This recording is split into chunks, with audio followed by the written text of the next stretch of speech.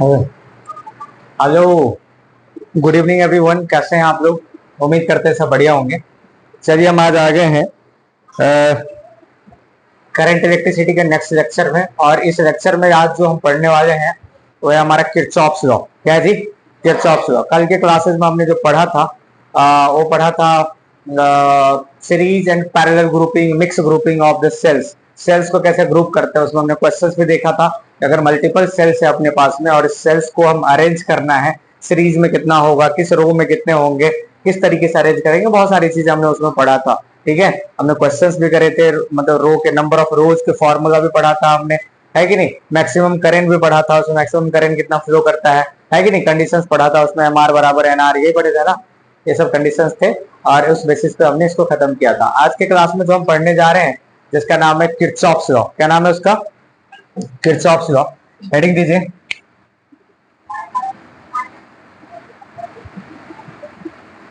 है ना जी, Kirchhoff's law. Kirchhoff's law, Kirchhoff's law. What do you mean by Kirchhoff's law? ये Kirchhoff's law होता क्या है? देखिए जी, किरचॉफ्स लॉ क्या है? किसी भी इलेक्ट्रिकल सर्किट में, कॉम्प्लेक्स इलेक्ट्रिकल सर्किट में करंट को डिस्ट्रीब्यूट करने के लिए अमॉन्ग द कंडक्टर एक मेथड बनाया गया था जिनको किरचॉफ्स ने प्रपोज किया था। उस लॉ को क्या कहते हैं हम लोग? किरचॉफ्स लॉ कहते हैं। आई बात समझ में?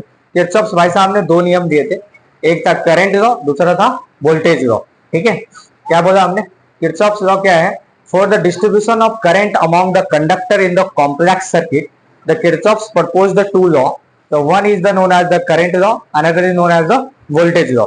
किसी भी कॉम्प्लेक्स इलेक्ट्रिकल सर्किट में जो कंडक्टर के अमॉन्ग जो करंट का डिस्ट्रीब्यूशन करने का जो दो प्रोसेस बताया था उन्होंने, first was the current law, second was the voltage law. उसको हम लोग क्या कहते हैं जी? Kirchhoff's law. देखो जी, इसमें the laws proposed by the Kirchhoffs for distribution of current, current को बांटना है, distribution of current among the conductor in complex electrical circuit. The law proposed by the Kirchhoffs for the distribution of current among the conductor in complex electrical circuit known as Kirchhoffs law.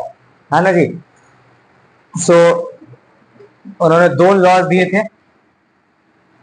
पहला law जो था वो था आपका current law, and second law is the known as the voltage law. Current law and voltage law, understand? Current law and voltage law. तो give heading, the first is the current law. Current law, current law, current law, this is also known as the first law. क्या कहते हैं इसको? First law कहते हैं उसको। Kirchhoff's first law के नाम से जाना जाता है, फर्स्ट लॉ। ठीक है, Kirchhoff's first law. What is the Kirchhoff's first law? क्या कहता है? किसी भी नोड या जंक्शन पे, किसी भी नोड या जंक्शन पे total incoming current and outgoing current, total incoming current and outgoing current का जो सम होगा वो किसके बराबर होगा? जीरो के इक्वल हो जाएगा। क्या बोला हमने? किसी भी नोड या जंक्शन पे I1, I2, I3, I4 and I5, किसी भी नोड या जंक्शन पे टोटल इनकमिंग करंट और आउटगोइंग करंट का जो सम होता है, algebraic sum of the incoming current and outgoing current is equal to zero. Understand? This is the Kirchhoff's current law. Okay, Kirchhoff's current law कहते हैं उसको। आई बात समझ में? ध्यान रखिएगा। This is the based on the charge conservation principle. किसके प्रिंसिपल पे काम करता है? Charge conservation principle. BPI part है, ये क्वेश्चन है। कि किरचॉफ्स करंट लॉ किसके बेसिस पे काम करता है, चार्ज कंजर्वेशन प्रिंसिपल के आधार पे ये काम करता है। आई बात समझ में? तो देखिए इसमें किरचॉफ्स करंट लॉ में देखिए this law state that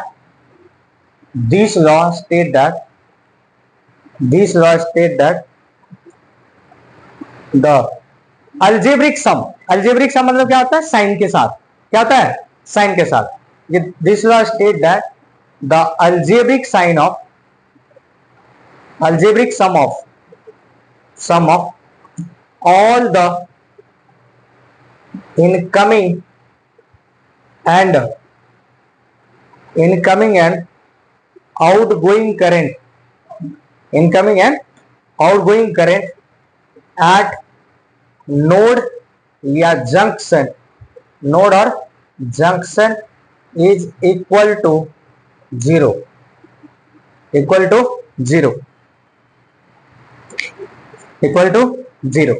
understand?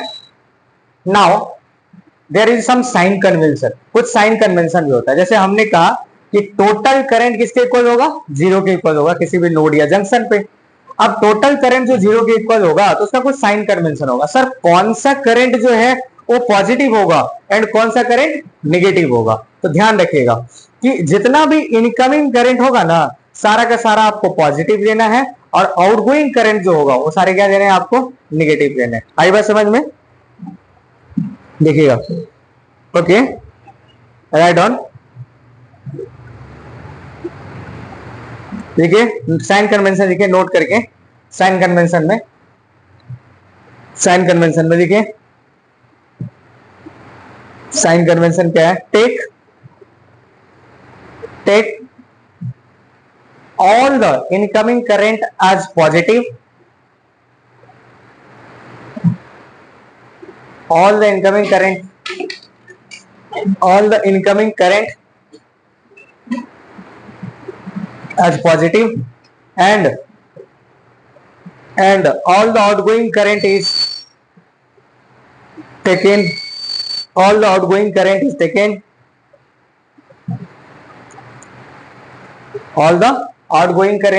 to be negative sign understand? जितना भी इनकमिंग करंट होगा सबका साइन क्या होगा, पॉजिटिव होगा और आउटगोइंग करंट क्या होगा, नेगेटिव साइन होगा। अंडरस्टैंड? ध्यान रखिएगा इस बात में। तो बताइए, फटाफट बताइए यहाँ पे इस जंक्शन में कौन सा करंट पॉजिटिव है और कौन सा करंट निगेटिव है? कौन सा करंट पॉजिटिव है, कौन सा करंट निगेटिव है?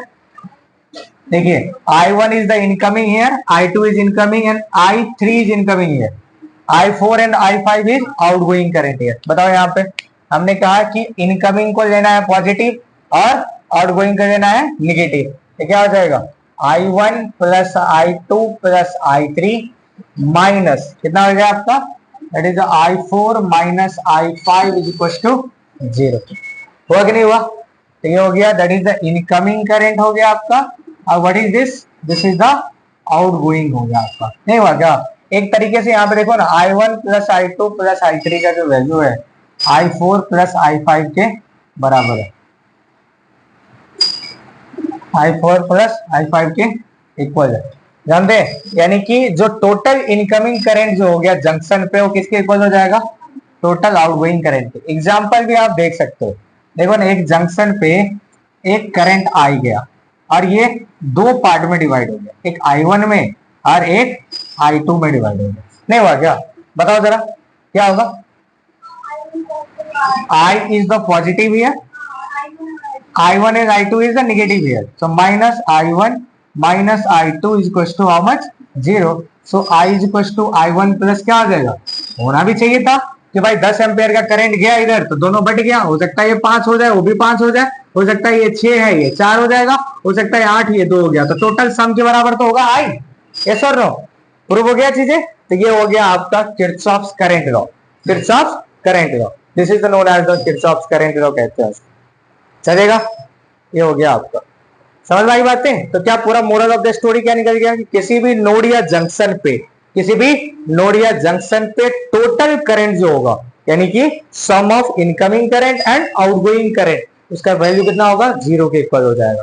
इन short, all the incoming current is equal to outgoing current at a junction. पक्का ध्यान रखिएगा इस बात को। ये हो गया आपका किरचॉफ्स करंट लॉ। और इसमें मुख्य बात मैंने क्या कहा, कौन से किसके कंजर्वेशन प्रिंसिपल का आधार है? Charge conservation principle. देखो ना कैसे हुआ चार्ज कंजर्वेशन प्रिंसिपल, यहां से कैसे कहा हमने चार्ज है, this is based on, this law is based on this law is based on charge conservation principal.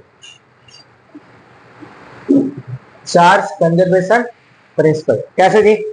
I is equal to हमने कहा I1 प्लस क्या है I2 है, तो I इक्वल टू क्या हो गया dq बाई dt हुआ ना, ये क्या हो गया dq1 by dt plus dq2 by dt है। dt dt यहाँ पे क्या हो जाएगा, कॉमन कर सकते हैं अपन नहीं, यानी कि देखो चार्ज क्या हो गया, यानी q equal to q1 plus q2, तो जितना चार्ज पहले था उतना ही चार्ज क्या हो गया, नहीं हुआ क्या? तभी जो q का जो वैल्यू आ गया कितना आ गया, q1 प्लस q2 आ गया, जो कि क्या है ये कांस्टेंट के बराबर है। नहीं तो जितना चार्ज पहले था उतना ही चार्ज अभी भी है, दैट्स व्हाई ये किसके आधार पे हो गया, that is known as the charge conservation principle. Understand, charge conservation principle चलेगा, ध्यान रखिएगा इस बात को। नाउ द नेक्स्ट टर्म लिखिए, write down, that is the voltage law. यहां तक कोई डाउट किसी को नहीं होनी चाहिए। तो करंट लॉ समझ में आ गया अपने को।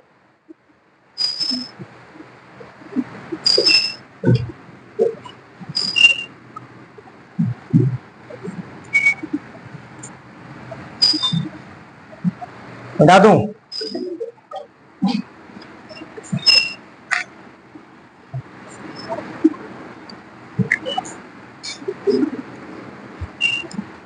नेक्स्ट है आपका वोल्टेज लॉ, हेडिंग दीजिए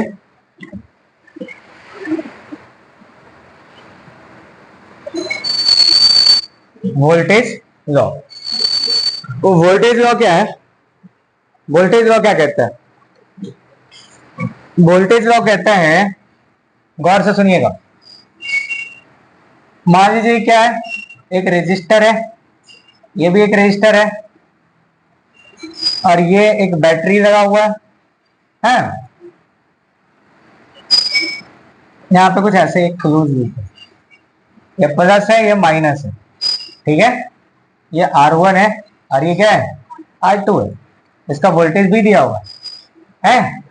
किरचॉफ्स करंट वोल्टेज लॉ क्या कहता है कि किसी भी क्लोज लूप में, किसी भी क्लोज लूप में total voltage and total voltage drop, क्या बोला हमने, total voltage and total voltage drop, ये ड्रॉप्स किसके वजह से होगा, रेजिस्टर के वजह से, कैपेसिटर के वजह से, इंडक्टर के वजह से, डायोड के वजह से, बात समझ में आ रही है? तो बाकी अदर जो वोल्टेज सोर्स बैटरी के अलावा ऑल जो भी कंपोनेंट्स लगे होंगे उसमें, उन सब के वजह से जो वोल्टेज जनरेट हो रहा है, उन सारे वोल्टेजेस का जो सम होगा वो किसके बराबर होगा, जीरो के इक्वल हो जाएगा। बात समझ में आ रही है? क्या कहा हमने, the algebraic sum of potential and potential drop, potential is also known as voltage and voltage drops in a closed circuit is equal to zero.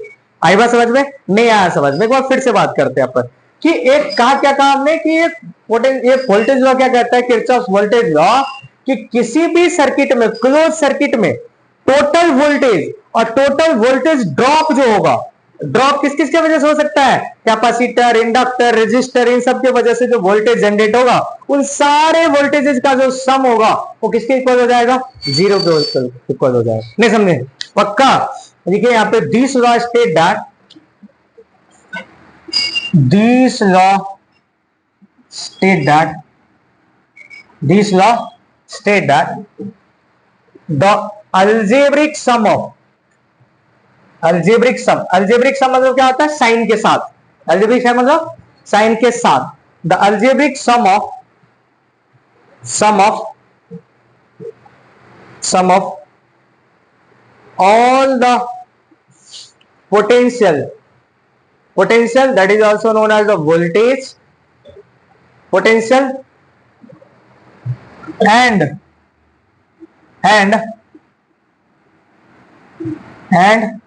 potential drops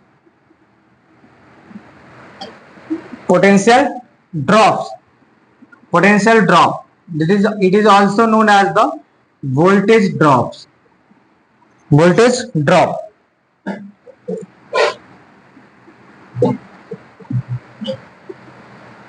In a closed circuit, close loop कह सकते हो. Close loop का ही दूसरा नाम क्या है? Mesh कहते हैं उसको. लूप और mesh is equal to zero. Equal to zero. So this law state that the algebraic sum of all the potential or voltage and voltage potential drop या voltage drop in a closed loop या mesh is equal to zero. Understand? The sum of all the voltage Vi plus and minus, that is the suppose I times R, yes or no? I times R is equal to how much? Zero. Understand? In a closed loop. चलेगा नहीं चलेगा? ये हो गया आपका voltage law. ध्यान रखें ये सिर्फ और सिर्फ क्लोज लूप में वैरी करेगा. ये नियम सिर्फ और सिर्फ लूप में लगा सकते हैं आप, नहीं तो नहीं लगा सकते. चलेगा? ध्यान रखिएगा.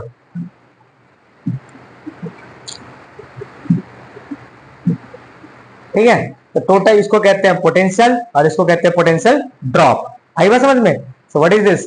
दिस इज अ वोल्टेज या फिर पोटेंशियल. वोल्टेज या फिर potential. And what is this? This is a voltage drop या फिर पोटेंशियल ड्रॉप. चलेगा ना? Potential drop. अंडरस्टैंड? ये हो गया पोटेंशियल ड्रॉप. जब भी बात करेगा पोटेंशियल ड्रॉप, रेजिस्टर के अक्रॉस क्या होता है? I into R. कैपेसिटर के across B equals to Q by C. पढ़े थे ना? ये सब सारी चीजें आपको याद रखना है. चलेगा? डायग्राम बना दीजिए आप.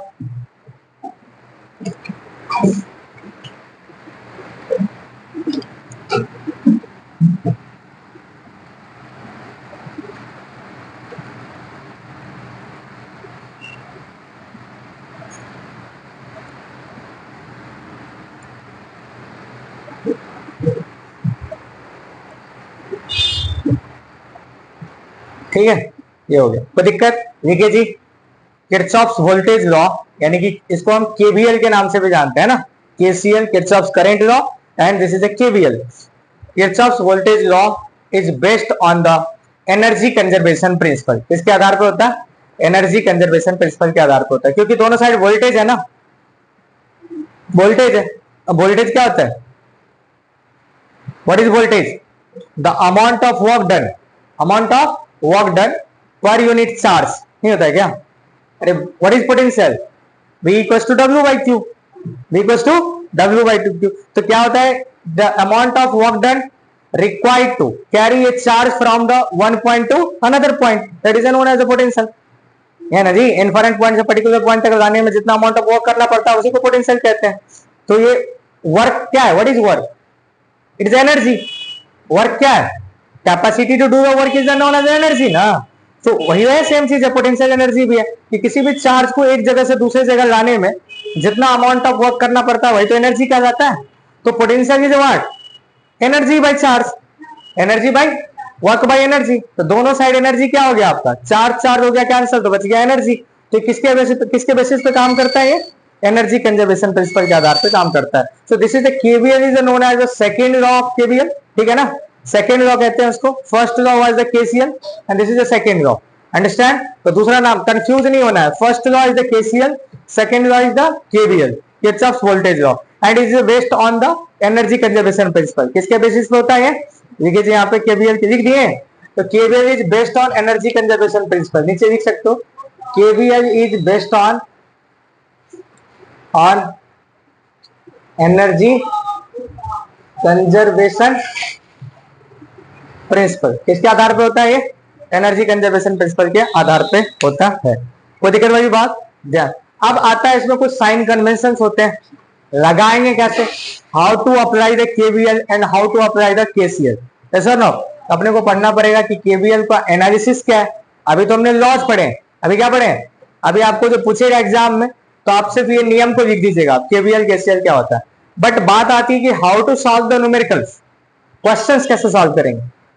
Then how to apply the KCL and how to apply the KVL. Understand? तो पहला एनालिसिस हम लोग पढ़ते हैं केसीएल एनालिसिस, और उसके बाद हम लोग पढ़ेंगे KVL analysis. Okay, give heading the, इसको लिख दिया आपने बच्चों, छाप दीजिए, ठीक है।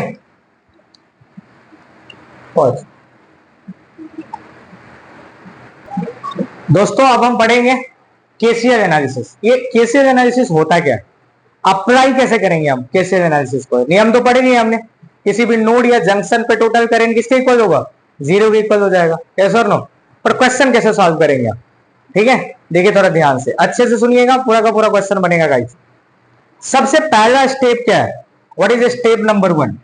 स्टेप नंबर 1 जो है वो स्टेप नंबर 1 है कि आपको आइडेंटिफाई करना है, क्या करना है, आइडेंटिफाई द जंक्शन, नोड या जंक्शन को आइडेंटिफाई करना है। पहला स्टेप देखिए, आइडेंटिफाई नोड या जंक्शन, क्या करेंगे, नोड या जंक्शन को आइडेंटिफाई करो, कर दिया आइडेंटिफाई, आइडेंटिफाई करो। यहाँ पे अपने को नोड या जंक्शन देखिए, यहाँ पे कितना नोड या जंक्शन दिख रहा है।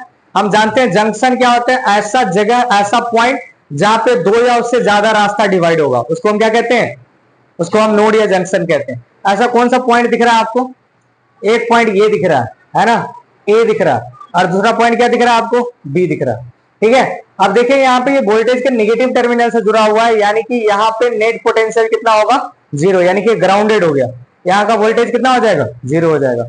तो यहाँ पे एक टर्मिनल अपने को जंक्शन पता चल गया, यहाँ पे, अरे चला, जंक्शन पता चल गया अपने को, एक पॉइंट पे ये जंक्शन है। और जंक्शन पता चलते ही वहां पे क्या किया, आइडेंटिफाई किया आपने नोड या जंक्शन।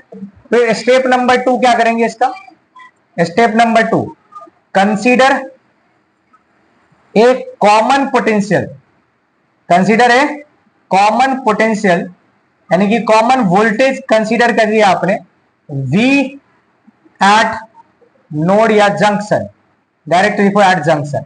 जंक्शन पे क्या करेंगे, स्टेप नंबर 1 में था हमने आइडेंटिफाई किया, दूसरा में हमने कॉमन पोटेंशियल क्या मान लिया, यहाँ पे V मान लिया, V वोल्ट।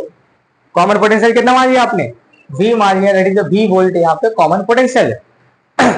अब क्या करेंगे, स्टेप नंबर 3, स्टेप नंबर 3 ये करेंगे कि आप किसी भी डायरेक्शन में, है ना, रैंडम डायरेक्शन में आप ब्रांच वाइज क्या कर दो, करंट कंसीडर कर लो। इधर से क्या किया हमने, ये ब्रांच 1 है जिसको हमने I1 करंट मान लिया, ये अपने I2 मान लिया। मर्जी है आपकी, चाहो तो इधर भी भेज सकते हो, आउटगोइंग नहीं चाहो तो ले सकते हो, तो इनकमिंग भी दे सकते हो, कोई दिक्कत वाली बात नहीं है। I1 और I2, और ये हो गया आपका I3, चलेगा, I1 I2 और I3 कंसीडर किया हमने current I1 I2 and I3 in different branch, अलग अलग ब्रांच में आप करंट कितना मान लिया, I1 I2 and I3 current मान लिया। क्या किया आपने, स्टेप नंबर 3 जो हो जाएगा, क्या किया आपने, consider current I1 I2 and I3 in different branches, अलग अलग ब्रांचेस में आपने करंट जो है कंसीडर कर लिया, है ना जी। इनकमिंग, आइदर इनकमिंग और आउटगोइंग, आइदर इनकमिंग या outgoing as per your choice, as per your choice, ठीक है। क्या करना आपका, माना कि करंट I1 I2 और I3 है डिफरेंट ब्रांचेज में, या तो इनकमिंग या तो आउटगोइंग, जो किसके हिसाब से, आपकी मर्जी से। स्टेप नंबर 1 मर्जी से, हाँ, तो हमने, मेरा मन हुआ हम आप आउटगोइंग ले लेते हैं, आउटगोइंग ले लिया हमने, मेरा मन होता हम इनकमिंग लेंगे तो ले लेते, कोई दिक्कत नहीं है कि नहीं। बट वहां पे ध्यान रखना, जब लगाएंगे तो इनकमिंग करंट का साइन क्या होता है, पॉजिटिव, आउटगोइंग का क्या होता है, निगेटिव होता है, इस बात का ध्यान रखेंगे अपन, बोलो, कोई फर्क नहीं आएगा, ठीक है। देखते हैं अपन, तो मर्जी है आपकी। स्टेप नंबर 1 क्या था, आइडेंटिफाई द जंक्शन, कर लिया। फिर दूसरा स्टेप क्या है, कॉमन पोटेंशियल भी मान लिया। तीसरा क्या करेंगे अपन, करंट I1 I2 I3 मान लिया रिस्पेक्टिव ब्रांच में, इस ब्रांच में I1 है, इसमें I2 हो गया, इसमें I3 हो गया, कोई दिक्कत वाली बात नहीं है। अब क्या करेंगे अपन, अब करेंगे अपन स्टेप नंबर 4। क्या करेंगे, स्टेप नंबर 4 क्या होगा हमारा, अप्लाई द केसीएल, क्या लगाएंगे, केसीएल, केसीएल लगा दो यहां से। Step number 4, step number 4, apply KCL, Kirchhoff's current law. क्या जी, क्या कहता है Kirchhoff's current law? Total current at the junction equal to कितना हो गया? 0। इनकमिंग है तो पॉजिटिव में रखो, आउटगोइंग है तो निगेटिव में रखो, तो टोटल करंट कितना हो जाएगा? 0 इक्वल हो जाएगा। गौर से सुनना, हमने यहाँ पे तीनों के तीनों करंट क्या लिया है? तीनों करंट क्या हमारा? आउटगोइंग है। देखो ना, जंक्शन से बाहर जा रहा है ना, तो आउटगोइंग करंट हो गया हमारा, तो माइनस में हो गया सारे के सारे। गौर से सुनना, तो दिख रहा है क्या वीडियो में ऊपर में? यहाँ पे दिस वैल्यू दिख रहा है क्या? देखिए इधर, तो ये हो गया आपका माइनस का I1, माइनस का I2 and minus I3 equal to कितना हो जाएगा? 0 होगा बिकॉज ऑल द, क्योंकि ऐसा क्या है, ऑल आर आउट गोइंग, सारे के सारे क्या है? सारे के सारे आउट गोइंग है। चलेगा नहीं चलेगा? I1 minus I1 minus I2 minus I3 equal to कितना हो गया? 0 आ गया। यानी कि अगर माइनस कॉमन करेंगे सब में, तो I1 plus I2 plus I3 का जो वैल्यू है किसके इक्वल हो जाएगा? 0 के इक्वल हो जाएगा। I1 plus I2 plus I3 जो है किसके इक्वल हो जाएगा? 0 के इक्वल हो जाएगा। तो बोलो, आई बात समझ में? ये हो गया आपका I1 plus I2 plus I3 equal to कितना हो गया? 0। चलेगा? अब यहां से अब आता है मेन बात, how to calculate the I1, how to calculate I2 and how to calculate I3। Question क्या आएगा सर? क्वेश्चन पूछेगा आपको कि बताओ सर्किट में करंट I2 कितना होगा, यानी कि R2 में कितना करंट फ्लो करेगा, R1 में कितना करंट फ्लो करेगा, R3 में कितना करंट फ्लो करेगा। नहीं तो कैसे करेंगे अपन? तो R1 में कितना करंट फ्लो कर रहा है? I1 डिटरमाइन करना पड़ेगा। R2 में कितना करंट फ्लो कर रहा है? I2। R3 में कितना कर रहा है? I3 डिटरमाइन करना है आपको। बात समझ में आ रही है? कैसे कैलकुलेट करेंगे, हाउ टू कैलकुलेट दिस करें? तो देखिए यहाँ पे इसके लिए अपने को कुछ स्टेप्स को आप यहाँ पे फॉलो करना पड़ेगा। कैसे करेंगे इस बात को अभी हम तुरंत कैलकुलेट करते हैं। ये समझ में आ गया? This is the equation number A हो गया। अभी चलेगा? पहला स्टेप क्या किया हमने दोस्तों? पहला स्टेप किया हमने, क्या किया हमने? आइडेंटिफाई किया जंक्शन कितना है इसमें। एक जंक्शन हो गया, और भी जंक्शन होता तो उस पर भी लगाते। अभी हमको एक ही जंक्शन दिख रहा। इसका पोटेंशियल 0 क्यों हो गया? क्योंकि निगेटिव टर्मिनल से जुड़ा हुआ है, तो उसका वोल्टेज कितना होता है? 0 हो गया। समझ में बात है ना? अर्थेड हो गया ये। पहला स्टेप जंक्शन को आइडेंटिफाई किया। दूसरा कॉमन पोटेंशियल भी मान लिया वहां पे है? इसको ये हो गया अर्थेड ना, ये अर्थिंग हो गया। 12 वोल्ट का बैटरी है, ये 12 वोल्ट का बैटरी है, इसका ईएमएफ कितना है? 12 वोल्ट है सपोज। तो 12 वोल्ट ये क्या है? पोटेंशियल डिफरेंस है। क्या है? पोटेंशियल डिफरेंस है। तो ये हो गया हाई पोटेंशियल और ये हो गया, तो high potential minus low potential equal to 12 volt हो गया। तो high potential 12 volt, low potential 0। Low potential कितना हो गया? तो ये जो निगेटिव टर्मिनल जुड़ा हुआ है ये कितना वोल्टेज हो गया उसका? 0 हो गया। नहीं समझे? तो बैटरी का जो पॉजिटिव टर्मिनल है वो हाई पोटेंशियल है और निगेटिव टर्मिनल वो लो पोटेंशियल कहा जाता है। That is 12 12 that is 0। Understand? ध्यान रखना इस बात को। ये हो गया हमारा। तो पहला स्टेप में हमने लूप जंक्शन आइडेंटिफाई किया, कॉमन पोटेंशियल लिया, तीसरा में हमने करंट कंसीडर कर लिया। किया ना? I1 I2 I3 random direction में, मर्जी आपकी, चलेगा। ठीक है? समटाइम्स ऐसा होगा कि करंट ये I1 आ रहा है, इधर I2 चला गया, इधर I3 चला गया, तो ये हो गया आपका इनकमिंग, ये दोनों हो गया आउटगोइंग। तो ये पॉजिटिव होगा, ये दोनों निगेटिव हो जाएगा। नहीं होगा क्या? इसी तरीके से कोई चिंता वाली विषय नहीं है इसमें। ये समझ में आ रही बात है आपको। फिर हमने क्या किया? अप्लाई कर दिया KCL, total current equal to junction पे 0। अब आती है बात कि सर ये I1 I2 कैलकुलेट कैसे करेंगे? इसके लिए एक कॉन्सेप्ट समझना पड़ेगा अपने को। ठीक है? ये समझ में आ गया? मिटा दो इसको। देखिए जी, अब उसके लिए अपने को कॉन्सेप्ट समझना पड़ेगा। क्या कॉन्सेप्ट समझना है? जरा गौर से समझिएगा। कॉन्सेप्ट क्या है? एक कॉन्सेप्ट को समझते हैं। देखिए, कॉन्सेप्ट ये है कि मान लीजिए एक टर्मिनल है ए, पढ़े थे ना हम लोगों ने टर्मिनल पोटेंशियल डिफरेंस, याद है? ये था बी और ये कितना हो गया? आर लगा हुआ है यहाँ पे। तो ये जो करंट इधर इधर से जा रहा है, आई जा रहा है, आई जा रहा है, तो ये क्या हो गया? V A minus I R होगा। Minus B B equal to कितना हो जाएगा 0, that is V A minus B B equal to कितना हो गया आई आर। तो what is I here, that is V A minus B B by R. चलेगा नहीं चलेगा, इसको कहते हैं करंट। यहाँ पे इसमें रजिस्टर के अक्रॉस कितना करंट पास कर रहा है V A minus B B by R, that is equal to B by are.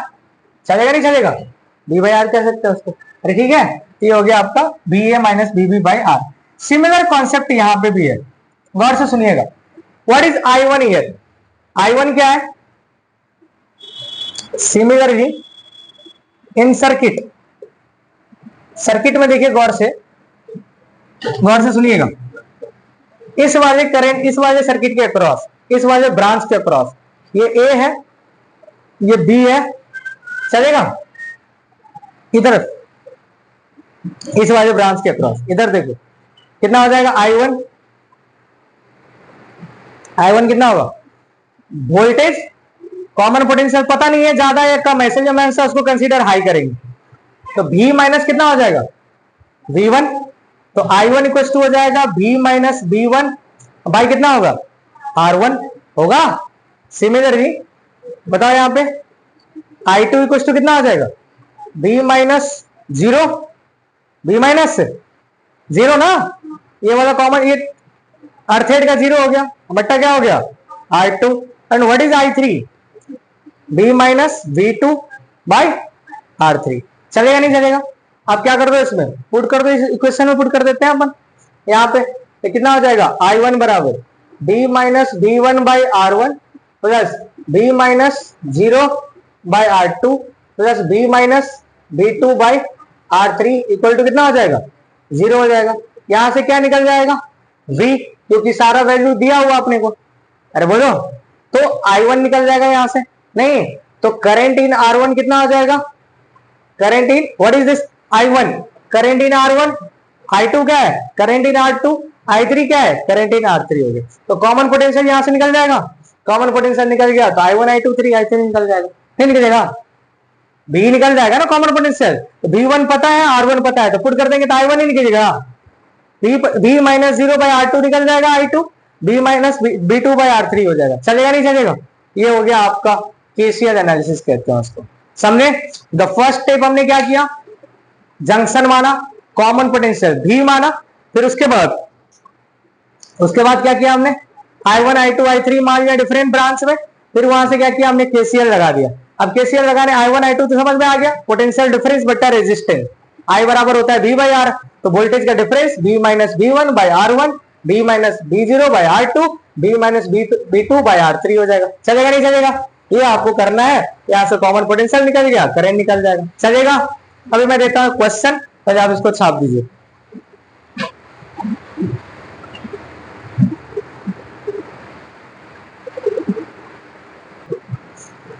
हाँ गाइस बताओ फटाक से क्या करेंगे, पहला स्टेप कह रहा है, क्वेश्चन है, कह रहा है इसमें करंट बताओ 2 ओम 4 ओम और 3 ओम में कितना करंट पास करेगा, तो हम केसीएल एनालिसिस से सॉल्व करते हैं उसको। पहला स्टेप क्या करेंगे, कॉमन पोटेंशियल V मान लिए, अपने को आइडिया नहीं है कम है या ज्यादा है, तो हमने करंट इधर I1 मान लिया, इधर करंट I2 और इधर करंट I3 कंसीडर कर लिया।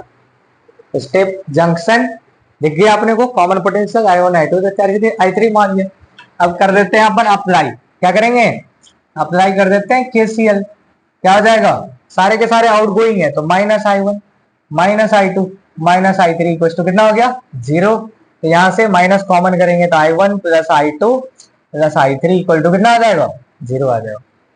व्हाट इज I1, अभी तुरंत बोले थे पोटेंशियल डिफरेंस बाय रेजिस्टेंस होता है I1, तो अपने को पता नहीं है कम है या ज्यादा है, हमेशा हाई पोटेंशियल जो होगा कॉमन पोटेंशियल होगा, B माइनस 12 बाई कितना हो जाएगा 2 होगा, 2 प्लस B माइनस 0, क्योंकि ये अर्थेड है जिसका पोटेंशियल कितना हो जाएगा 0 बाई 3 प्लस कितना हो गया B minus 20 by 4 equal to कितना हो जाएगा 0 हो जाएगा। चलेगा, यहां से अपन ले लेते हैं एलसीएम, 12 हो जाएंगे एलसीएम, यहाँ पे कितना हो जाएगा 2 6 जा, तो 6 इंटू B माइनस 12 3 4 जा 4 B प्लस 3 जा 3 into B minus 20 equal to कितना हो जाएगा 0 हो जाएगा। चलेगा, अब देखो यहां से अब जब 12 को 0 से मल्टीप्लाई करेंगे तो कितना हो जाएगा 0। अब बाकी यहां से देखो यहाँ पे क्या आ जाएगा 6b माइनस 12 छक्के 72 प्लस कितना आ गया 4b plus 3b minus 60 equal to कितना आ जाएगा 0 हो जाएगा। हो गया, ये हो गया 3 6b 4b 10b, ये हो गया 13b कितना हो गया माइनस 132 इक्वल टू कितना हो गया 0। तो यहां से v इक्वल टू जो आ गया 132/13 आ गया, दैट इज अप्रॉक्सीमेटली 10.15। चलेगा नहीं चलेगा? तो v इक्वल टू जो आ गया अपने पास में वो आसपास आ गया 10.15 वोल्ट, नहीं आया क्या, ये आ गया 10.15 वोल्ट आ गया। चलेगा, ये हो गया। सो व्हाट इज दिस, अब अपने को पता करना है करंट I1 कितना पास कर रहा है। What is I1, v minus 12/3 हो जाएगा, तो ये कितना हो गया 2, सॉरी। तो I1 v का वैल्यू कितना है दिख रहा है ना वीडियो में है, तो v का वैल्यू यहाँ पे दिया हुआ है अपने को, कितना आ गया 10.15 माइनस ये हो गया 12 डिवाइडेड बाई 2। चलेगा, ये कितना आ गया, कितना आ गया 1 पॉइंट, कितना आ गया 1.85, 1 पॉइंट होगा कि नहीं होगा, 1.85 डिवाइडेड बाई कितना आ गया 2 आ गया, ये हो गया 0.925, 0.925 आ गया अपने पास में, निगेटिव में आ गया बच्चों, आया कि नहीं आया। I1 का वैल्यू आ गया 0.925, यानी कि तकरीबन ये आ गया अपने पास में, हुआ ना। चलेगा ही नहीं चलेगा, 0.925 एम्पियर आ गया अपने पास में I1। निगेटिव साइन क्यों हुआ, होना भी चाहिए था निगेटिव, क्योंकि ये 10.15 वोल्ट आ गया अपने पास में, आया ना जी। और ये क्या हमारा 12 वोल्ट है ना जी। तो हमने करंट का डायरेक्शन लो पोटेंशियल से हाई पोटेंशियल लिया है, तो नेगेटिव साइन होना ही है, क्योंकि करंट हमेशा हाई पोटेंशियल से लो पोटेंशियल को फ्लो करता है। तो नेगेटिव साइन आया तो डरना नहीं है कि हमारा आंसर गलत हो गया, नेगेटिव साइन आने से हमारा आंसर गलत नहीं हुआ, आंसर सही है, per your convention is wrong, your convention is wrong, कि आपने करंट लिया है आउटवर्ड आउटगोइंग में, लेकिन डायरेक्शन क्या होगा इसका, इनकमिंग में होगा। समझ गए बात को। तो 12 वोल्ट से इधर करंट आएगा, फिर इधर से इधर करंट जाएगा। बहुत बहुत